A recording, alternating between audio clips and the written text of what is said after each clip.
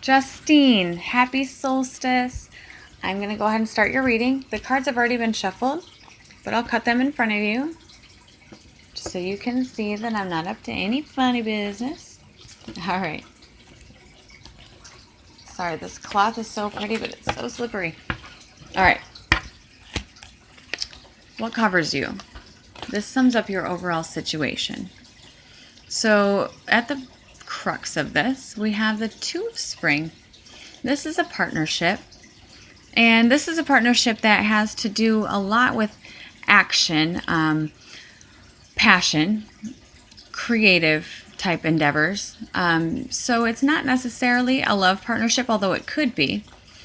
It's probably not a work partnership, although again, it could be. But what would define this type of a partnership is that it's something that gives you that, it provides that feeling of, well, passion, but I don't necessarily mean like a romantic passion. It's, when you throw yourself into the feeling you get when you throw yourself into an art endeavor, or when you're dancing, or when you lose yourself in some type of a flow art, just that oneness with the universe, that spark, that fire, that life inside of you. So you are starting to progress on a path that brings you those feelings. It's just begun, but you have a partnership with someone else that is equally passionate about this, that is equally active in combining their efforts toward the reaching of this goal. They may have the same goal, and the two of you may be able to help each other with that partnership to achieve that, or to get there. Maybe you're trying to get there together. Maybe you're trying to get there separately, but you will work in symbiosis, where you can lend each other ideas, inspiration, energy, and action toward being able to get there more quickly. And so the main situation here has to do with a dynamic partnership. So we'll go with the picture too. I mean, I know that this camera quality is not that clear. However, there we go. So, this guy, he really, sailing or boating or whatever that would be, really is what makes him feel satisfied in that type of a way. It makes him feel connected to the universe with that fire feeling. And he wants to get this boat moving, to get out into the water so he can experience that rush, that thrill.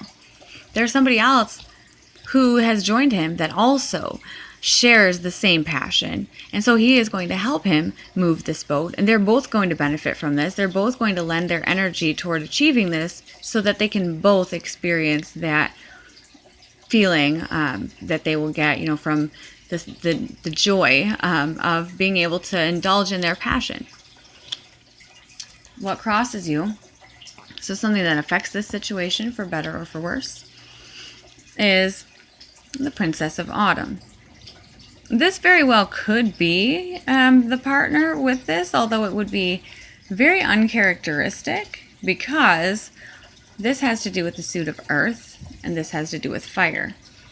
I don't see a whole lot of fiery earth people or earthy fire people. I suppose it's possible. But there is a young woman who is really dedicated to her responsibilities. She really has her stuff straight. She does not neglect her studies. She is very keen on accumulating knowledge and gathering wisdom and attending to her responsibilities. She takes that very seriously. She works hard. She's young, so at the mature phase of her journey, or I'm sorry, the immature phase of her journey, since she's not yet a queen, she still has a lot of learning to do. She's doing it, and she's willing to do that. She's dedicated to her path of learning, but she hasn't completed it yet. So she's still not fully educated in all areas, maybe just has a more base understanding than what she will have later when she develops into the queen. She also, though, has a more idealistic standpoint than the queen would. As children, we're still in touch with that magic, that childlike spirit that a lot of adults have drowned out or buried or ignored, and it starts to disappear. So when you see the Queen of Autumn, she's more, yes, she's practical and responsible too, but there's more of a sense of duty there and less of being tapped into that enjoyment. Here with the princess, this would either be a young woman or somebody that presents with the characteristics of the youthful freshness, the youthful sense of joy just in being, not needing to have a reason to be happy, just finding happiness and delight just because. But also who is dedicated to taking care of her stuff, and making sure that her needs are met and making sure her obligations are fulfilled.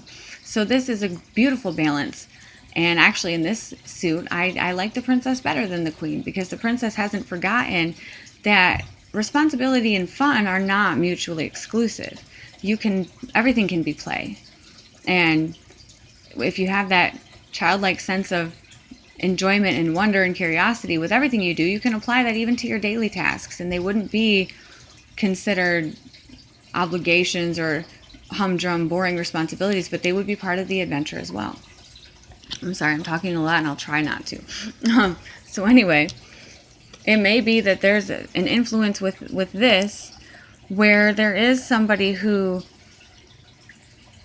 does still have a healthy connection to her sense of fun and enjoyment, but who is also focused on the end goal and all the responsibilities and jobs and details that need to be attended to in order to reach that. I'm not sure yet exactly how that plays in. It's possible that as we continue, it may become more clear to you. Maybe it already is. I have no idea. At the foundation of this issue, so where this rose up from, is that first beginning of a glimmer of hope after you have been through a really rough time. So this is that part where you've just been trudging and everything fell apart. And you know that you've recovered from that loss and that upset and that destruction. And that's behind you, but you're continuing to move forward. You're existing, you're surviving. The pain and shock have lessened, but you hadn't really, up until this point, been feeling any sort of hope, or light or glimmer of something that life had to offer that was happy or beautiful or that made it worth it. This is the hope card, and the reason I explain it for so long is because it's important to note that it isn't just simple hope. This is the hope that starts to emerge after you have been through an enormous challenge and maybe even been to the point where you felt like giving up, or maybe even wondered whether or not you'd ever feel happy again, or whether it was all worth it, or whether it would all matter, or maybe if you were wasting your time. But at this point is when you started to crest that hill and see that star, or get through whatever, to use another metaphor, to see the light at the end of the tunnel, or to see some type of an indication that it would end. It's not over yet in this card. You still have work to do. You still have the rest of the path to progress, but you can see the end of it. So you've gotten some type of a reassurance or an indication that it won't be like this forever, and that there is something better waiting for you. And if you just keep on, you'll get to a more beautiful place, and that propels you to move forward. So that's where this came from. So that would have led to the deciding to go forth toward this goal or this path of passionate, creative enjoyment. In your recent past, as it pertains to this situation, we have a Queen of Autumn. So we were talking about at length about the princess and the queen, so I don't have to do a whole lot of explanation about this. If this is not a person that you recognize, it would be an aspect of yourself that you would have recently encountered. This is a woman who does believe in the value of hard work. She takes her responsibilities seriously as well.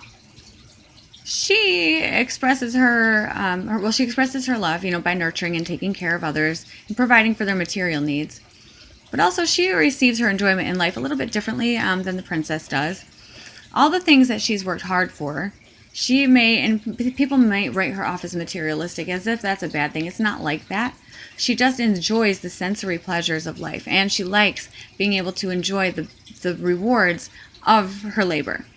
She likes to have some type of return for the things that she put her time and invested her time and energy into.